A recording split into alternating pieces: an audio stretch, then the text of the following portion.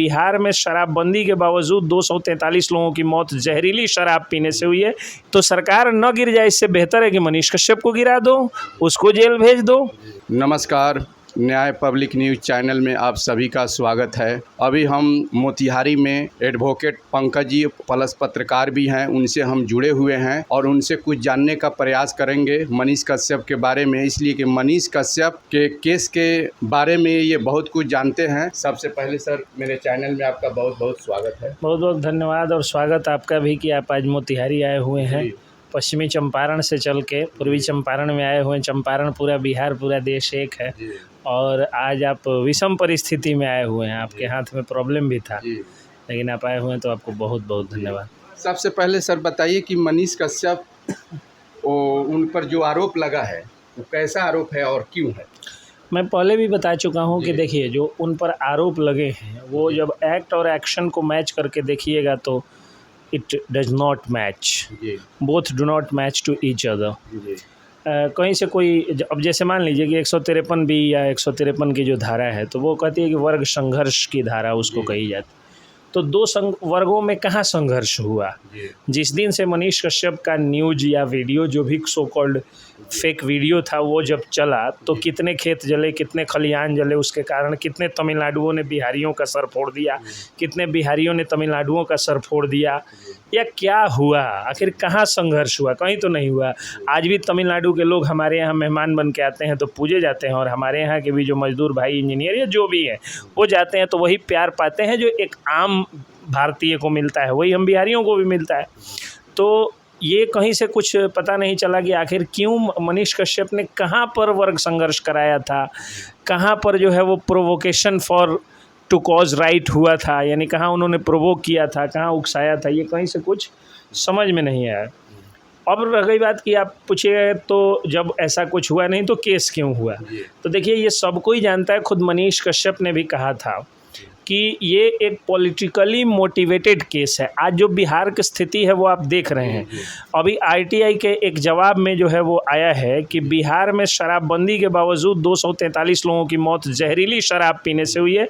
ये आरटीआई का सरकारी आंकड़ा है, जबकि आप जानते हैं कि हरसिद्धि थाना क्षेत्र में जो मौतें हो रही थी तो उसमें 1-2 लोगों ने कहा कि डायरिया से मौत हुई है। तो जैसे मान लीजिए शराब पिया गया और पीते पीते जो है वो 10 दिन, 20 दिन, 1 महीना, 2 महीना, 4 महीना के बाद में किडनी फेल हो गया, या हार्ट का लंग्स फेल हो गया, या लीवर फेल हो गया, तो उसको ये लोग जो है वो मेडिकल कॉज बताएंगे, उसको ये लोग शराब से नहीं बताएंगे। यानी मिला जुला करके लगभग हज़ारों लोग जो है वो जहरीली शराब से काल के गाल में समा चुके हैं।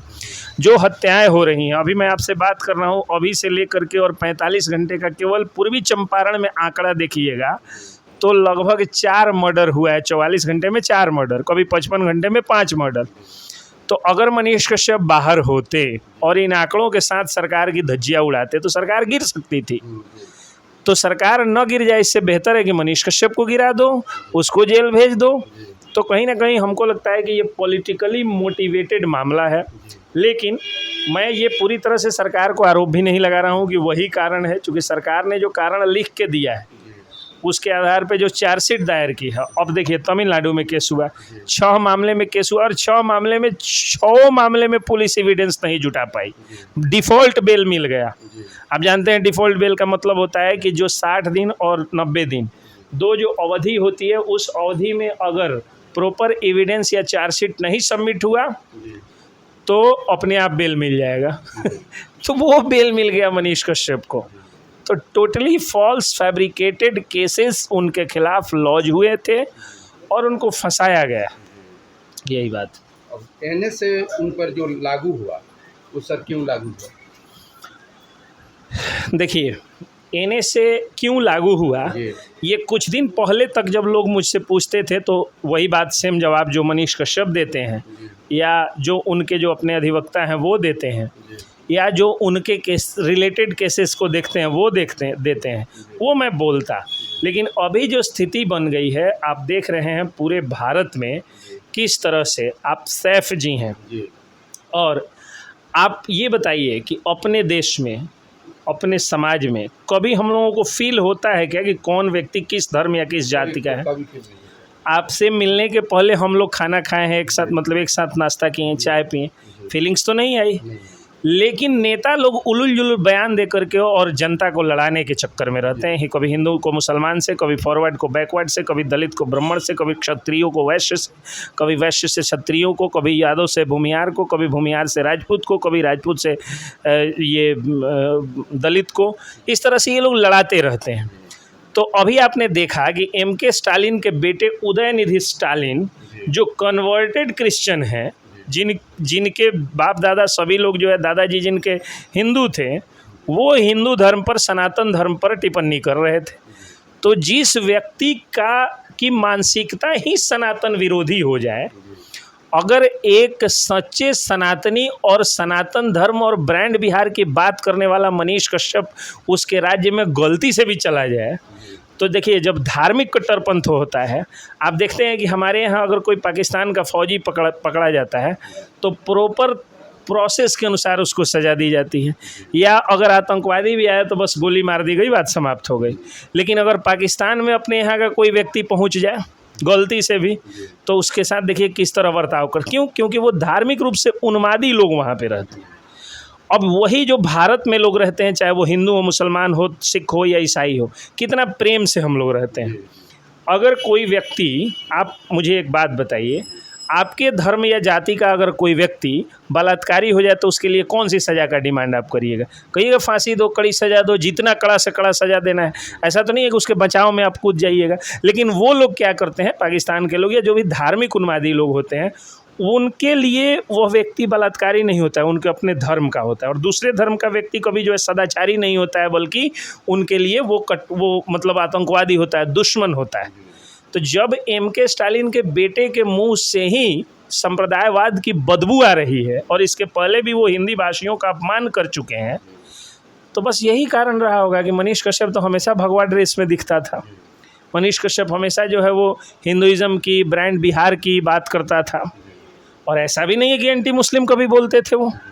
अगर एंटी मुस्लिम कहीं बोले हो, कहे हो कि हम मुस्लिम लोग गलत होते हैं, ये होते हैं, तो हम लोग विरोध कर देते हैं उनका, क्योंकि हम भारत के लोग, चाहे वो बिहारी हो, चाहे जो है वो पंजाबी हो, किसी प्रांत का हो, किसी धर्म का हो, किसी जात का हो, हम लोगों के लिए सब लोग समान है, सब लोगों का बराबर सम्मान होना चाहिए। लेकिन उन लोगों के लिए नहीं है जो लोग कहते हैं कि सनातन धर्म को मिटा देना चाहिए, ख़त्म कर देना चाहिए। और अभी उधर से बात समाप्त हुई, तब तक ये राजा आके बोल दिए कि हाँ सनातन धर्म तो कुष्ठ रोग की तरह। तो इन लोगों की ये मानसिकता है कि हिंदी भाषियों को, हिंदुओं को सताओ। अब रह गई बात कि आप कहिएगा कि भाई NSA लगा है तो कोई ना कोई तो कारण होगा। तो NSA लगने का मतलब होता है राष्ट्रीय सुरक्षा कानून वो हुआ, यानी राष्ट्र की सुरक्षा के लिए, नेशनल सिक्योरिटी के लिए अगर कोई व्यक्ति खतरा हो तो उसके खिलाफ ये कानून लगाया जाता है। इस कानून के तहत जो है वो धारा लगाई जाती है। तो मनीष कश्यप से किस राष्ट्र को खतरा था भाई? राष्ट्र के किस प्रांत को, किस जात को, किस धर्म को, किस व्यक्ति को खतरा था? जो व्यक्ति बोलने से पहले, मुंह खोलने से पहले जय हिंद बोलता था, वो खतरा हो गया। और जिस आदमी का बेटा मुंह खोलता है तो कहता है कि सनातन धर्मियों का समापन कर देना चाहिए, वो अच्छा हो गया, वो राष्ट्र के लिए वो जो है गौरव की बात हो गया।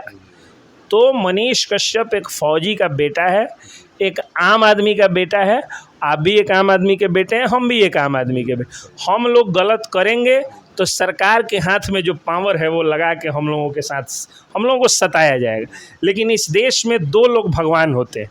पारंपरिक रूप से भारतीय संस्कृति में जनता जनार्दन, यानी जनता को भगवान का दर्जा दिया जाता है। और इंग्लिश में हम लोग जजेज को मिलॉर्ड्स कहते हैं, माई लॉर्ड्स कहते हैं, यानी भगवान कहते हैं। न्यायाधीश और न्यायमूर्तियों को भगवान कहते हैं। तो एक तरफ जनता की अदालत में मनीष कश्यप को क्लीन चिट मिल गई है, चूँकि अब तक आज मनीष कश्यप के जेल जाने के इतने महीनों बाद भी अगर आप मनीष कश्यप पर मेरा इंटरव्यू ले रहे हैं तो ये कहीं ना कहीं जनता की अदालत में उनका प्रेम है, वो जीत चुके हैं। अब जो अदालत है उसमें भी वो जीतेंगे, क्योंकि वहाँ भी न्यायाधीश और न्यायमूर्ति जो भगवान का अवतार माना जाता है जिनको धरती पर, वही बैठे हैं। तो उनको क्लीन चिट मिलेगा, सारे मामलों में क्लीन चिट मिल जाएगी उनको। मुझे बताइए कि NSA लगा तो वो राष्ट्र की सुरक्षा के लिए कब खतरा बना? भाई मुझे तो समझ में नहीं आया कब बना। और मतलब कहाँ पे? एक खेत खलियान छोड़िए ना, एक पुआल, एक पुजौल तक जरा हो तो बताइए, कहीं कुछ नहीं जरा। तो अब लगा दिया गया, चूँकि डिटेन करना था। चूँकि 6 मामलों में ये लोग जानते थे तमिलनाडु के जो स्टालिन महोदय थे वो जानते थे कि पूरे 6 के 6 मामलों में इसको क्लीन चिट मिल जाएगी, एविडेंस नहीं है प्रॉपर। तो जब 6 मामलों में क्लीन चिट मिल जाएगी तो कुछ तो है जो लगा दिया जाए ताकि साल भर वो आदमी जेल में रहे, जेल की यातनाएं सहे, तो लगा दिया NSA। सच्चाई बात है, वो बाहर आएंगे तो वो बता नहीं पाएंगे, इसीलिए आवाज़ दबाने की कोशिश। जब तमिलनाडु से बेतिया में आए सर, तो इसके बाद क्या हुआ? तमिलनाडु से जब बेतिया में आए तो तमिलनाडु पुलिस पूरा अपना जो है औकात लगा थी ले जाने के लिए। लेकिन मैं अक्सर कहता हूँ कि चाहे पुलिस हो, प्रशासन हो, शासन हो, CM हो, DM हो, PM हो, कोई भी हो, सबकी हेकड़ी अदालत निकालती है, क्योंकि इस देश में जुडिशियरी इंडिपेंडेंट है और इंडिपेंडेंट जुडिशियरी के सामने कोई कुछ नहीं है। जनता और जुडिशियरी से बड़ा कोई नहीं है।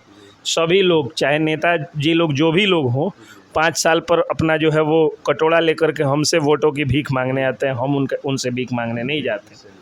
तो कहने का मतलब ये है कि जुडिशियरी जब सबसे ज़्यादा पावरफुल है तो इन लोगों ने औकात लगाया, लेकिन जुडिशियरी को लगा कि भाई ज़्यादा तो केसेस यहाँ पे हैं और यहाँ पे ट्रायल चलना है, यहाँ पे जो है इन्वेस्टिगेशन चलना है, बहुत सारी चीज़ें चलनी है, तो आपको ज़रूरत होगी। तो आप तो पहले भी कह रहे थे, जब यहाँ बुलाने को कहा जाता तो कहते थे वीडियो कॉन्फ्रेंसिंग से कराइए। इसका मतलब आपके पास वीडियो कॉन्फ्रेंसिंग का एक उपाय है, तो आप ही का उपाय सुझाया जाता है। जब आपको बुलाना होगा तो वीडियो कॉन्फ्रेंसिंग करा लीजिएगा। फिलहाल इनको भी मोतिहारी में, सॉरी, बिहार में ही रख लीजिए। अच्छा, बिहार में जब पटना में बेऊर जेल में गए तो वहाँ पे आम पब्लिक उनसे मिल सकता है? नहीं, वहाँ पे आम लोगों को मिलने, देखिए जेल मैनुअल में अलग अलग नियम, मतलब रूल्स होते हैं। उसमें है क्या कि जो उस व्यक्ति के परिवार का लोग है या क्लोज फ्रेंड्स वगैरह मिल जाते, तो मनीष कश्यप तो एक सेलिब्रिटी हैं, तो उनसे मिलने के लिए तो पूरी बिहार की जनता लालायित रहती है। बिहार के जितने बड़े सेलिब्रिटीज़ हैं, कुछ का नाम ही मैं ले लेता हूँ, जैसे मनोज वाजपेयी हैं, मनोज तिवारी हैं, जैसे खेसारी लाल यादव हैं, जैसे पवन सिंह हैं, जैसे शत्रुघ्न सिन्हा हैं, उनकी भी तारीख कोर्ट में पड़ती है, जा करके देख लीजिएगा, 1000 लोग देखने आता है। और मनीष कश्यप की जिस दिन तारीख थी उस दिन पूरा बेतिया जो है वो जाम हो गया था, चारों तरफ माथे ही माथे दिख रहे थे। तो अब मनीष कश्यप इतना बड़ा सेलिब्रिटी बन गए हैं कि उनकी एक झलक पाने के लिए लोग बेचैन हैं। तो सबसे तो मिलाया नहीं जा सकता है ना, क्योंकि वो जेल है वो, तो इसलिए आम आदमी को मिलने का सोचना ही नहीं चाहिए। क्या पूछ रहे हैं? अभी उनका पोजीशन क्या है?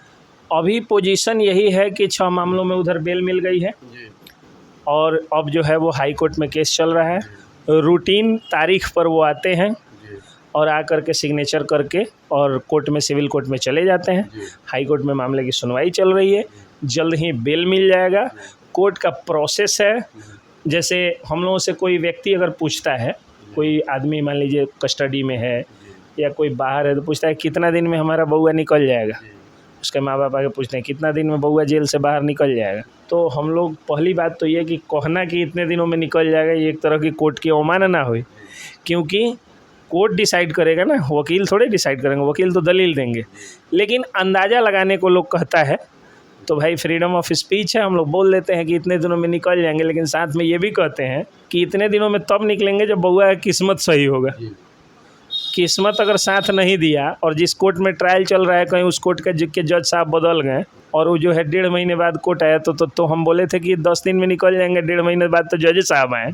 ठीक है, आज सुनवाई है, गवाही होनी है, आज ही जो है, भगवान न करे अगर कोई वकील साहब गुजर जाए या कंडोलेंस हो जाए, तो फिर डेट मिल जाएगा अगला। कोर्ट में अगर बहुत बिजी रहा तो 10-15 दिनों का डेट।